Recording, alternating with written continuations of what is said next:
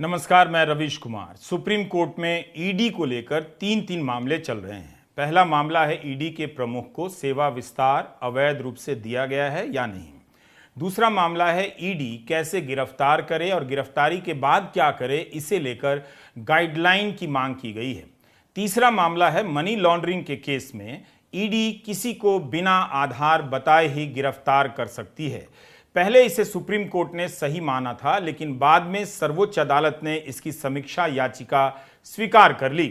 इस पर सुनवाई पूरी होने और फैसला आने का इंतजार हो रहा है।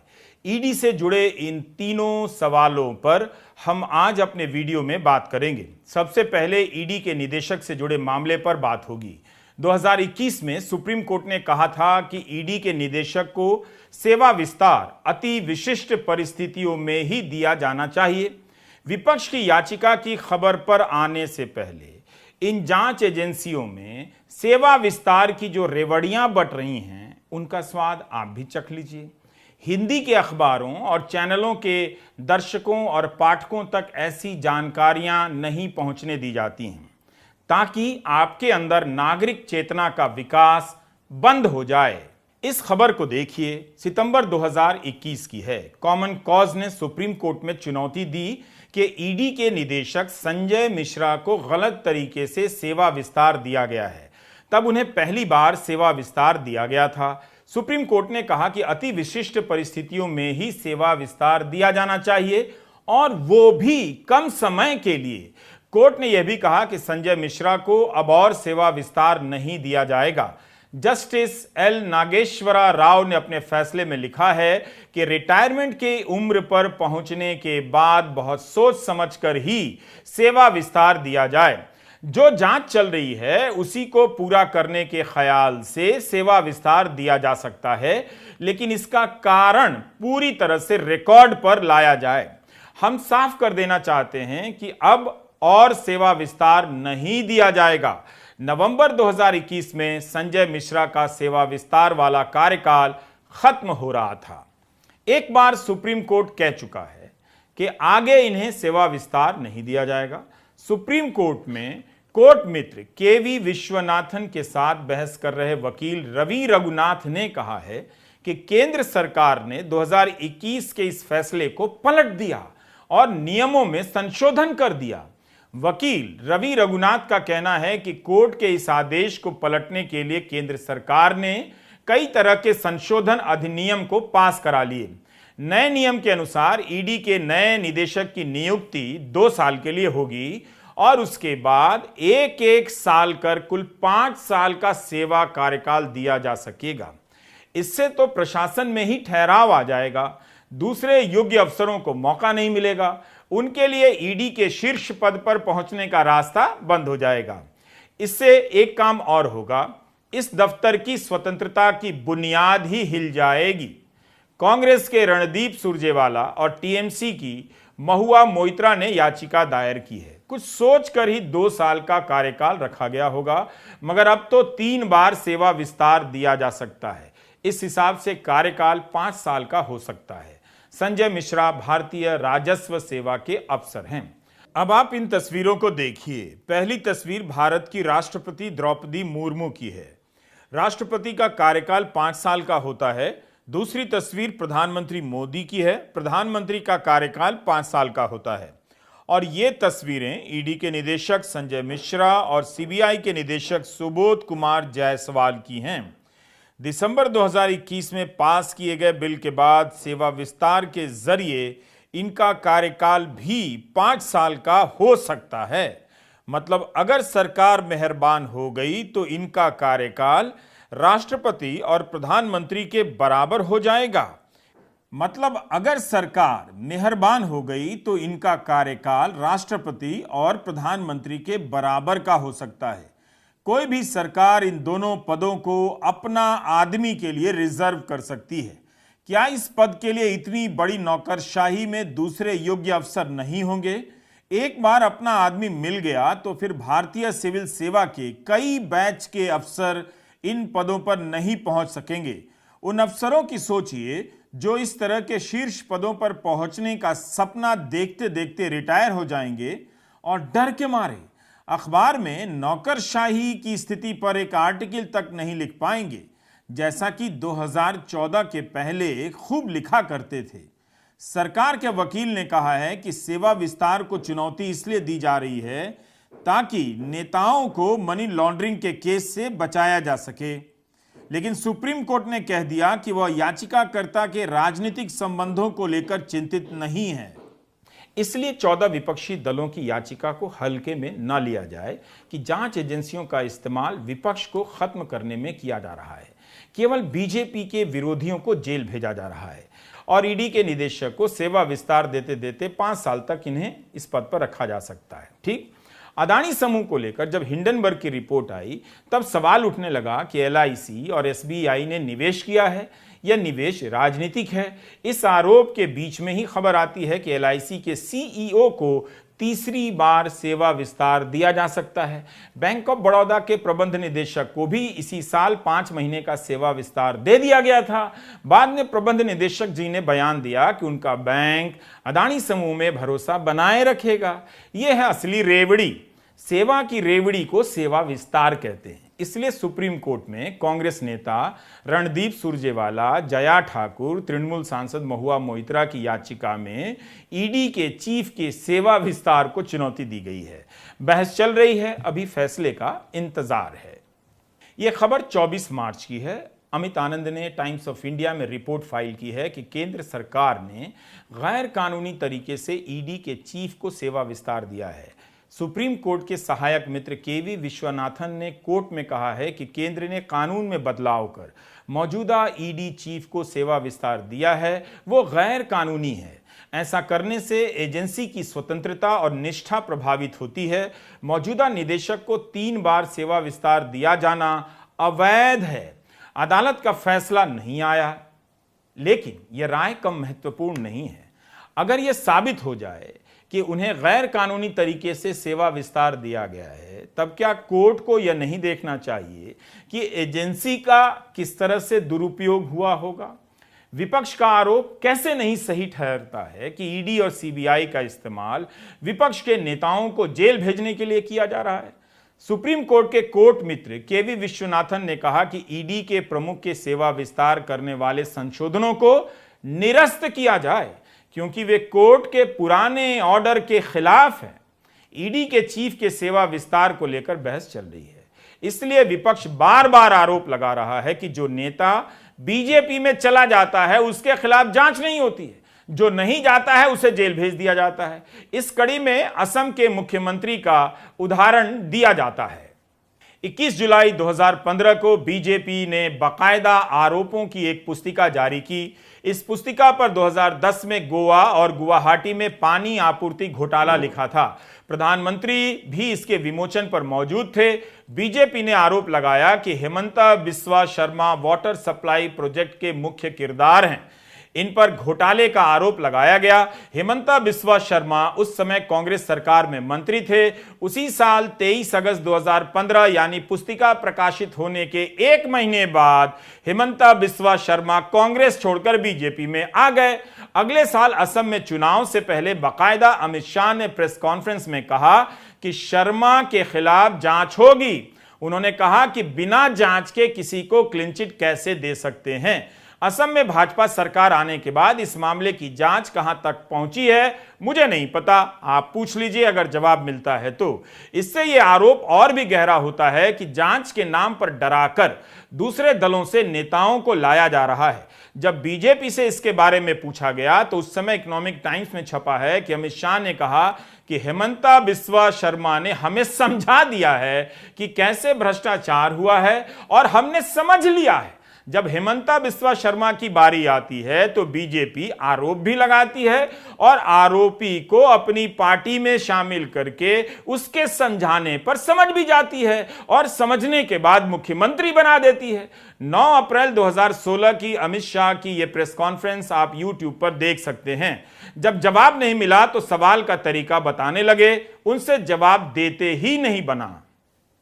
इसलिए विपक्ष बीजेपी से पूछ रहा है कि हेमंता बिस्वा शर्मा पर आरोपों की पुस्तिका तो आपने जारी की, तो ईडी या सीबीआई से उसकी जांच पूरी क्यों नहीं हुई?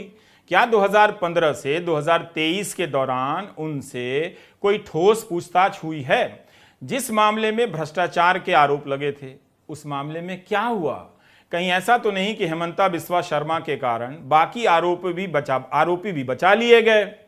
इन दिनों बीजेपी राहुल गांधी को संभलकर बोलने की नसीहत दे रही है, लेकिन इसका तो जवाब दे दे कि बकायदा बुकलेट छपवाया हेमंता बिस्वा शर्मा पर, उसका क्या हुआ?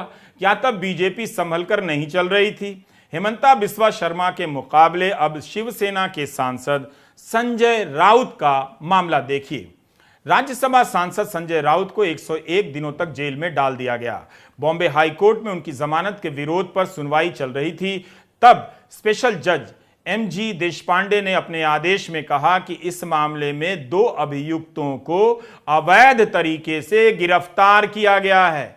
जज देशपांडे ने कहा कि गलत इंसाफ ना हो, यह भी एक जज का दायित्व होता है। किसी निर्दोष को जेल नहीं होनी चाहिए। फैसले के 153 नंबर पॉइंट में जज ने लिखा है कि मैं मानता हूं कि दोनों ही अभियुक्त को अवैध रूप से गिरफ्तार किया गया था।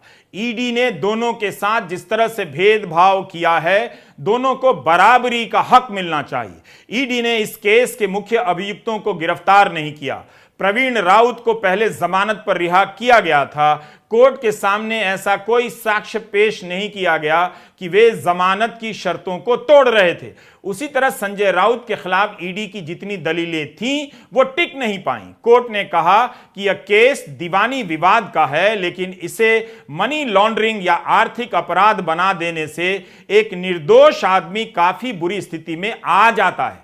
जब संजय राउत ने स्पेशल जज एमजी देशपांडे के सामने हाथ जोड़कर कहा कि मैं आभारी हूं, तब जज देशपांडे ने कहा कि आभार की बात नहीं है, हम अपना फैसला मेरिट पर देते हैं। जहां मेरिट नहीं होता, हम उस पर फैसला नहीं देते हैं। सोचिए, एक राज्यसभा के सांसद को मदर ऑफ डेमोक्रेसी में अवैध रूप से गिरफ्तार किया जाता है। क्या यह कोई सामान्य घटना है? दीवानी मामले को मनी लॉन्ड्रिंग का केस बना दिया गया और उन्हें लंबे समय के लिए जेल में डाल दिया गया। इसलिए पीएमएलए एक्ट, जिसे मनी लॉन्ड्रिंग एक्ट कहा जाता है, इसके तहत ईडी के अधिकारों को लेकर बहस हो रही है, क्योंकि इसके तहत ईडी को गिरफ्तारी का आधार बताने की जरूरत नहीं, वो उठाकर ले जा सकती है। सुप्रीम कोर्ट ने भी ईडी के इस अधिकार को सही ठहराया। पिछले साल जुलाई में जब यह फैसला आया, तब कांग्रेस ने अदालत का सम्मान करते हुए कुछ सवाल उठाए। कहा कि ईडी को यह अधिकार देना बहुत खतरनाक हो सकता है। सेफगार्ड्स चाहिए, वो सुरक्षाएं, वो सुरक्षा चक्र जिससे इन चीज़ों का दुरुपयोग या तो हो न पाए या न्यूनतम हो। एक्चुअल सही सच्चा जो ज़मीनी सच है वो इसका विपरीत है। ये विडंबना की बात है, वो ज़मीनी सच विपरीत है। इसलिए इसके कई उदाहरण मैं आपको एक दे रहा हूँ। 2019 के पहले अगर आपको कोई भी चीज़ जब्त करनी थी, ज़बरदस्ती जब्त करनी थी, तो आपको मजिस्ट्रेट के पास जाना पड़ता था। 2018 के अमेंडमेंट्स द्वारा ये चीज़ हटा दी गई है और अब इस एजेंसी ईडी को ये पूरा अधिकार क्षेत्र दिया है मजिस्ट्रेसी का, यानी कुछ हद तक एक बाहरी तत्व जो ज़्यादा निष्पक्ष माना जाता है मजिस्ट्रेसी, उसको हटा दिया गया है। ये सभी मुद्दे हम समझते हैं कि उच्चतम न्यायालय की तरफ ज़्यादा ध्यान आकर्षित करते हैं, ज़्यादा इन पे ध्यान देना आवश्यक है। विपक्ष को प्रताड़ित करना ही सिर्फ बच गया है ईडी का काम। विपक्ष की मांग है माननीय सुप्रीम कोर्ट को इस प्रक्रिया पर देनी है लगाम। इसलिए अभिषेक मनु सिंघवी ने कहा कि सुरक्षा चक्र बहुत जरूरी है।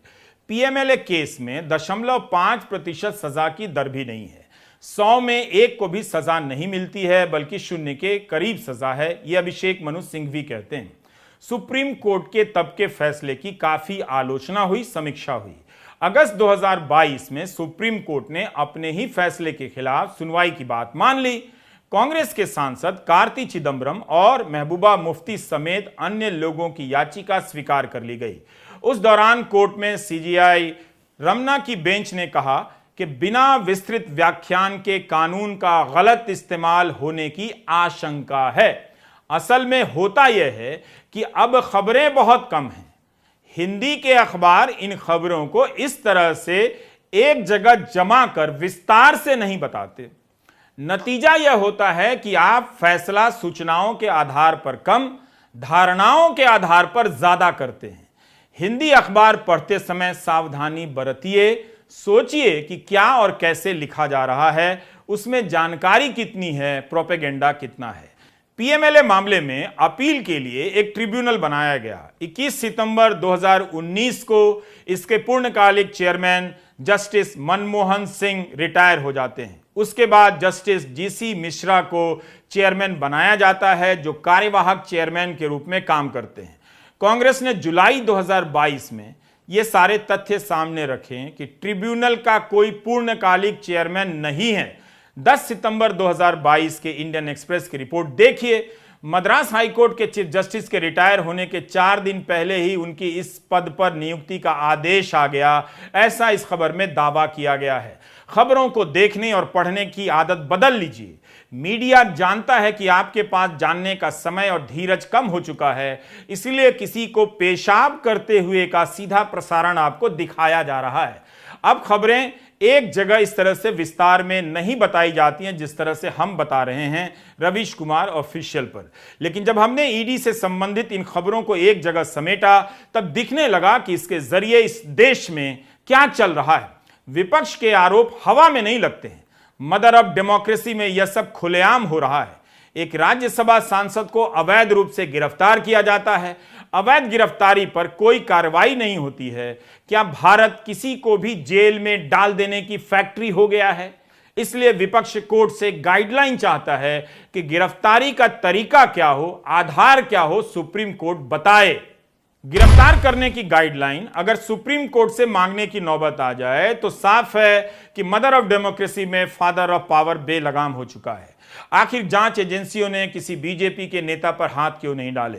अगर जेल जाने का डर दिखाकर पार्टियां तोड़ दी जाएं, सरकारें गिरा दी जाएं, तो मदर ऑफ डेमोक्रेसी में ना तो मदर बचेगी ना डेमोक्रेसी, केवल फादर ऑफ पावर का राज रहेगा। वही भूजा फांकते नजर आएंगे। इसलिए सुप्रीम कोर्ट को देखना चाहिए। इन एजेंसियों की जवाबदेही तय करनी चाहिए और पारदर्शिता की व्यवस्था करनी चाहिए। 14 विपक्षी दलों ने सुप्रीम कोर्ट में याचिका दायर की। याचिका दायर करते हुए वकील अभिषेक मनु सिंघवी ने सुप्रीम कोर्ट से मांग की कि गिरफ्तार करने और उसके बाद की स्थिति को लेकर दिशा निर्देश जारी हो। ईडी, सीबीआई ने जितनी गिरफ्तारियां की हैं, उनमें से 95% विपक्षी दलों के नेताओं की हैं। अभिषेक मनु सिंघवी ने कहा कि लोकतंत्र जख्मी हो रहा है। हम मौजूदा मामले को प्रभावित नहीं करना चाहते हैं, बल्कि गिरफ्तारी को लेकर दिशा निर्देश चाहते हैं। आपने किसी बीजेपी नेता को कब देखा है? मेघालय की सरकार को सबसे भ्रष्ट बताने वाले गृहमंत्री अमित शाह थे, मगर उस आरोप का क्या हुआ? कर्नाटक में घूस मांगने के इतने गंभीर आरोप लगे, लेकिन क्या हुआ? अदानी समूह पर इतने गंभीर आरोप लगे, मगर कोई जांच नहीं। विपक्ष के नेता जब तक गिरफ्तार कर लिए जाते हैं, जब तक हालत यह हो गई है कि ये एजेंसियां कैसे काम करें और कैसे गिरफ्तार करें, इसे लेकर विपक्ष कभी इनके दफ्तर जा रहा है तो कभी सुप्रीम कोर्ट से गाइडलाइन की मांग कर रहा है। प्रोशुन बैनर्जी, औशित मालजी, अपरूपा पोद्दार, शांता छेत्री एंड 2 लाख। तृणमूल कांग्रेस के 5 सांसद ईडी के दफ्तर गए थे एक मेमोरेंडम लेकर कि अदानी समूह पर क्या क्या आरोप लगे हैं। विपक्षी दल मार्च कर मेमोरेंडम देना चाहते थे। इससे पहले कांग्रेस और अन्य दल जब ईडी के दफ्तर जाना चाहते थे, तब विजय चौक पर धारा 144 लगा दी गई, उन्हें रोका गया। इसके बाद ईमेल और दफ्तर जाकर मेमोरेंडम देने का सिलसिला शुरू हुआ है। To the ED authority, New Delhi. Sir, we 5 MPs on behalf of AITC came. Listen, everybody, what is that? We 5 MPs. Adani समूह को लेकर कांग्रेस ने 100 से ज्यादा सवाल पूछ लिए। एक सवाल का जवाब नहीं आया। 1-2 सवाल तो आसान वाले होंगे ही। आखिर बीजेपी जो दिन रात विपक्ष के खिलाफ प्रेस कॉन्फ्रेंस कर रही है, वो अदानी समूह पर लगे इन आरोपों पर क्यों नहीं बोल रही है? क्या बीजेपी एक दिन अदानी को भी ओबीसी बताने लग जाएगी? सवालों की हालत इन फड़फड़ाते कबूतरों के जैसी हो गई है। जितनी बार उड़कर गेटवे ऑफ इंडिया के ऊपर मंडराते रहे, सवाल उठाते रहिए, लेकिन सरकार गेटवे ऑफ इंडिया की तरह चुप है।